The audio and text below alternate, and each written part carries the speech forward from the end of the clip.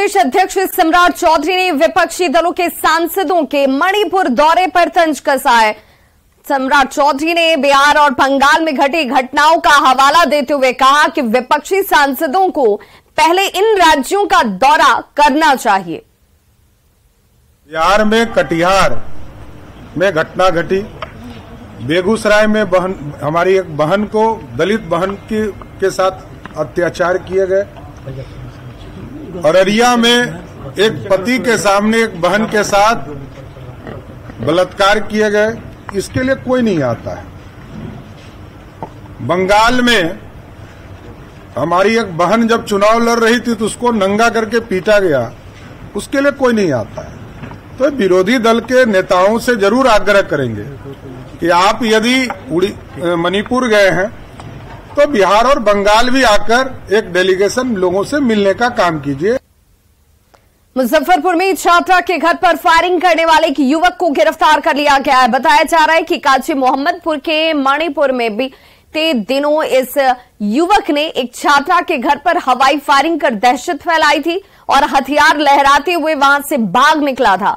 सूचना मिलते ही पुलिस मौके पर पहुंची और वहां से 2 खोखे बरामद किए। छात्रा के परिजन से बातचीत करने के बाद पुलिस आरोपी युवक सौरव कुमार के घर छापेमारी करने के लिए पहुंची और गिरफ्तार किया गया।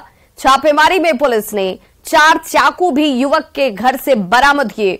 पुलिस ने आरोपी को गिरफ्तार कर कोर्ट में पेश किया और वहां से उसे जेल भेज दिया गया है। गिरफ्तार सौरव पहले भी छात्रा से छेड़खानी के मामले में जेल जा चुका है और अब जब जेल से छूट कर आया तो बदला लेने की नियत से उसने अपने दोस्तों के साथ मिलकर छात्रा के घर पर फायरिंग की। एक घर के पास में 2 अपराधकर्मी गए थे और फायरिंग किए थे, जिसमें से पुलिस द्वारा एक अभियुक्त को पकड़ा गया है और पकड़ने के बाद जब उन लोगों का तलाशी लिया गया है तो उन लोगों के पास से 4 चाकू मिला है और इन लोगों के विरुद्ध में काजी मोहम्मदपुर थाना क्षेत्र में प्राथमिक कर और जो गिरफ्तार व्यक्ति उनको जेल भेजा गया है। दूसरे की तलाश जारी है। और बड़ी खबर सुपौल से आ रही है, जहां जमीन विवाद में जमकर मारपीट हुई। एक व्यक्ति का कान काट दिया गया। इस दौरान महिला पर फरसा से हमला किया गया है। हमले में एक बच्ची भी जख्मी हुई है।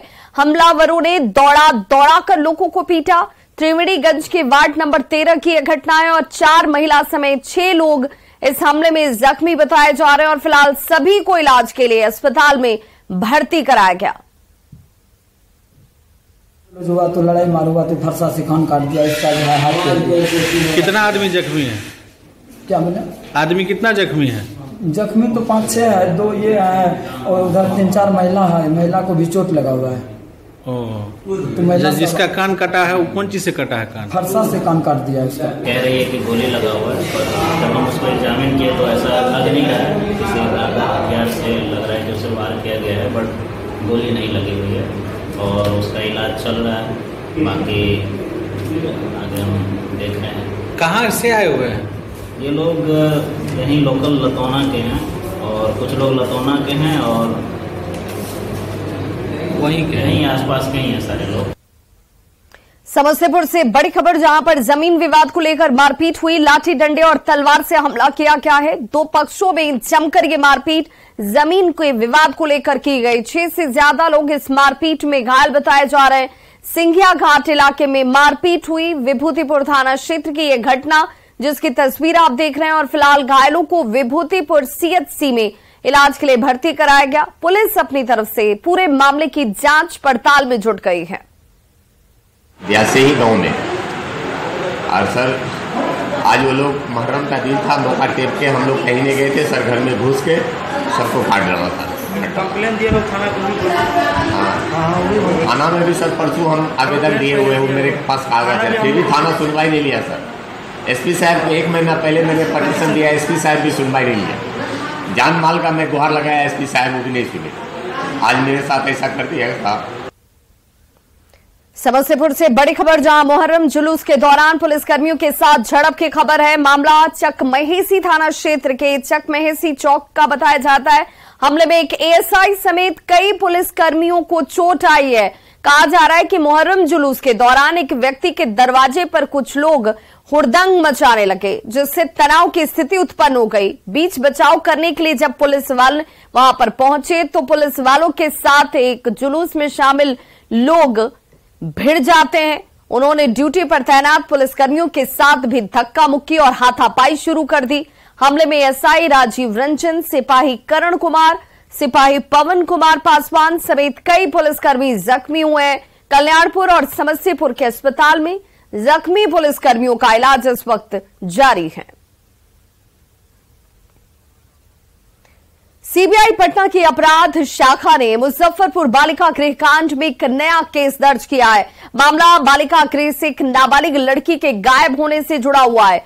बालिका गृह को संचालित करने वाले एनजीओ सेवा संकल्प समिति के अज्ञात अपराधियों और कर्मियों को दोषी मानते हुए ये केस दर्ज किया गया है। बिहार सरकार ने पिछले मार्च महीने में ही सीबीआई से इस मामले की जांच कर कार्रवाई करने को कहा था। पटना सीबीआई कार्यालय से इस बारे में ज्यादा जानकारी दे रहे हैं सहयोगी संजय कुमार। मुजफ्फरपुर बालिका गृह कांड मामले में एक नया मोड़ आ गया है। इस मामले में सीबीआई ने बिहार सरकार के अनुरोध पर एक नया केस रजिस्टर्ड किया है। दरअसल 2015 में बालिका गृह से एक दिव्यांग नाबालिग को फर्जी मां बाप के हवाले किए जाने का मामला सामने आया था और इस मामले की जांच के बाद बिहार सरकार ने सीबीआई से इस पूरे मामले पर केस रजिस्टर्ड करने और कार्रवाई करने का अनुरोध किया था। 8 साल से लापता नाबालिग के अपहरण की आशंका जताते हुए सीबीआई ने मुजफ्फरपुर बालिका गृह का संचालन करने वाली एनजीओ सेवा एवं संकल्प समिति के अज्ञात अधिकारियों और दूसरे लोगों को आरोपी बनाया है। सीबीआई की डीएसपी नीलम श्री इस केस की नई आईओ बनाई गई हैं। जांच में यह बात सामने आई है कि दिव्यांग नाबालिग को बालिका गृह से सौंपे जाने के दौरान जिसे माता पिता बताया गया था उसका मतदाता पहचान पत्र फर्जी था। इसके अलावा उनकी पहचान करने वाला मुखिया एक काल्पनिक व्यक्ति है। दरअसल मुजफ्फरपुर के नगर थाना क्षेत्र के साहू रोड स्थित सेवा संकल्प और विकास समिति द्वारा संचालित बालिका गृह से 2015 से यह लड़की कथित रूप से लापता हो गई थी। यह लड़की मानसिक तौर पर और शारीरिक तौर पर बीमार बताई जा रही है। सीबीआई इस बात का पता लगाए कि आखिरकार वह लड़की कहां चली गई। नई प्राथमिकी में आईपीसी की धारा 120B के तहत आरोप लगाए गए हैं। राज्य सरकार ने पिछले मार्च महीने में ही इस संबंध में सीबीआई को जांच की स्वीकृति दे दी थी। अब देखना होगा इस पूरे मामले की जांच के बाद कौन सी जो तथ्य है, कौन सा जो मामला है वो सामने आता है। लेकिन निश्चित तौर पर काफी सनसनीखेज ये मामला है। किस तरीके से बालिका गृह में सारा कुछ होता था, इसको लेकर पहले से ही मामला जो है वो चल रहा था और इसमें कई लोग गिरफ्तार किए गए हैं जो आज जेल की सलाखों में है। अब इस नए मामले की जांच के बाद कौन सा फैक्ट उभरकर सामने आता है, इस पर सबकी निगाहें टिकी हुई हैं। कैमरा पर्सन सुबोध के साथ संजय कुमार, न्यूज 18 पटना।